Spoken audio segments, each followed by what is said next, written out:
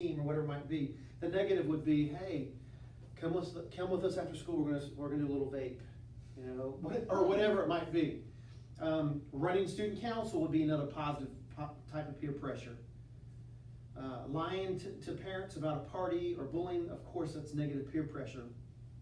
And it's important for students to recognize and verbalize that not all peer pressure is equal. And as teachers, we need to get these students to actually not just make the T-chart, but let's talk about the T-chart. Let's talk about positive and negative peer pressure. Let's address it and talk about it. And not just affirm it from the teacher, but affirm it from students as well. Number 2 is this: teaching students the art of making friends. It sounds weird, but teaching students the art of making friends. Developing friendships is a life skill that must be learned and practiced at school. Not just at school, but it should be learned and practiced at school, at home, and in the community. And I think when I think of English class or literature class, I think those are activities that you could do and talk about it, and reinforcement activities that could take place in English and literature class, for sure. It can be done through stories and literature that reinforce the qualities of a true friend. You think of student-led discussions, also proved a solid foundation for exploring the type of friendships that they should value, types of friendships they should have.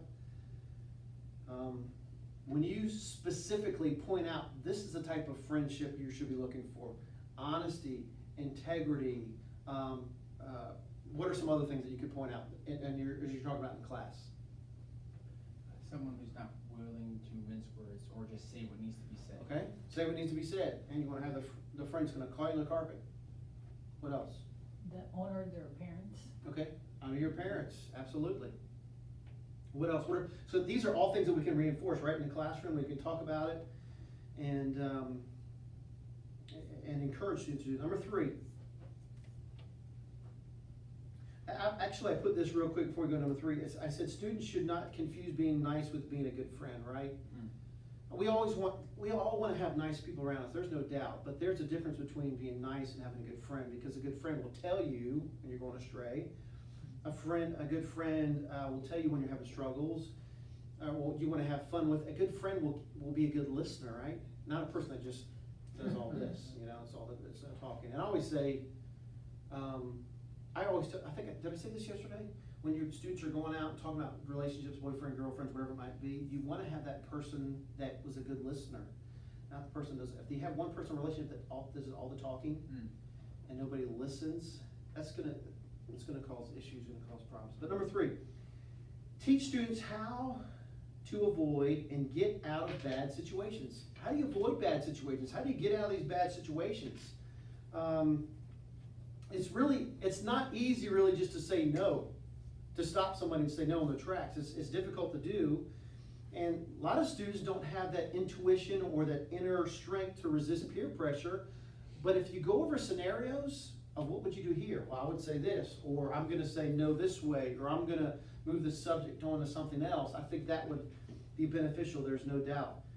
Exit strategies and excuses and scenarios, you could build those up in the classroom. You could role play these scenarios, and the ones, applaud the students that do a great job of that. Hey, well, let's go with this scenario again, or let's have that was great.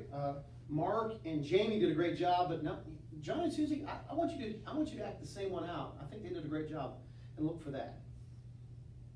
Have at the bottom there, by equipping students with responses to sticky situations, we build their confidence to stand firm or walk away from negative peer pressure.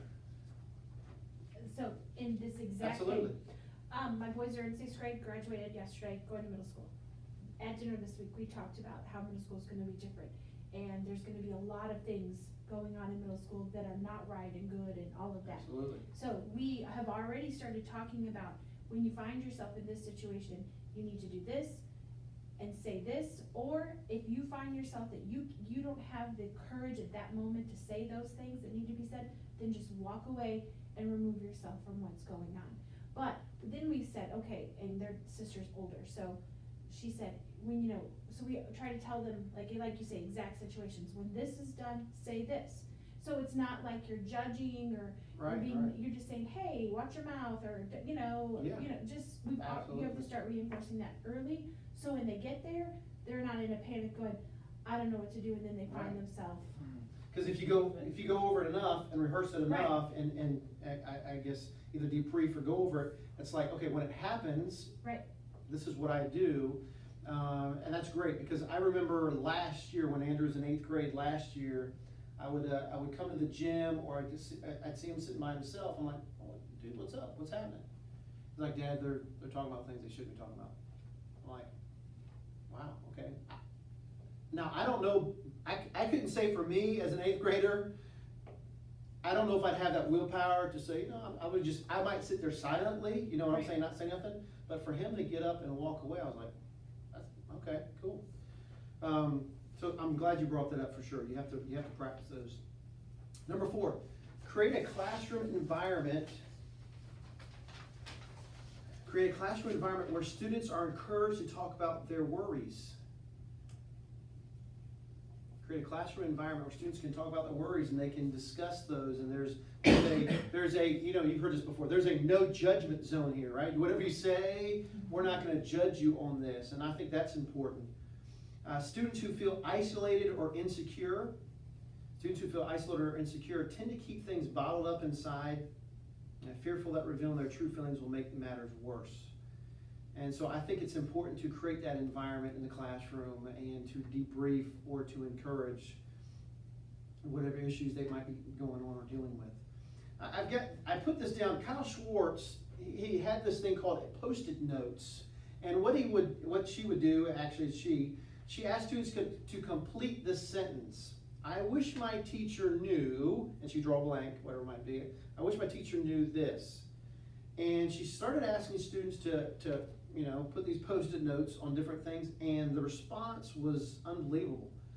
Students started opening up about their insecurities or things that they were struggling and dealing with, and then it took, they put it on the web, not those students, but they put this drill, so to speak, or this exercise on the web, and other teachers started using, I put this out, this is just a basic sentence, it was just my introductory sentence, and students are starting to react and say, this is what's going on, or I'm dealing with this.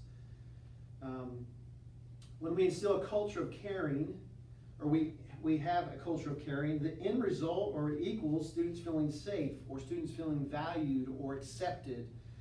And I think that's our desire here at First Coast, is we want to have a culture of students that are accepted, whatever it might be that they're dealing with. And I think that was good this year. I think we split the guys and girls, right, in chapel, and had students, it was student-led, and I think that was positive encouragement, and hopefully we'll do that next year with that as well. But number 5, how to be a mentor, or how to be mentors, I guess you should say, to others. Students who lack a sense of belonging need encouragement and affirmation from their peers. They need encouragement and affirmation from their peers. To have a wise advisor. To learn the fundamental assets that make an effective mentor. And these are things that are effective mentorship, or we can keep pointing back to. This is what effective mentorship would be. This is what it looks like. This is who the person looks like. This is what they sound like. This is what they do. Being respectful.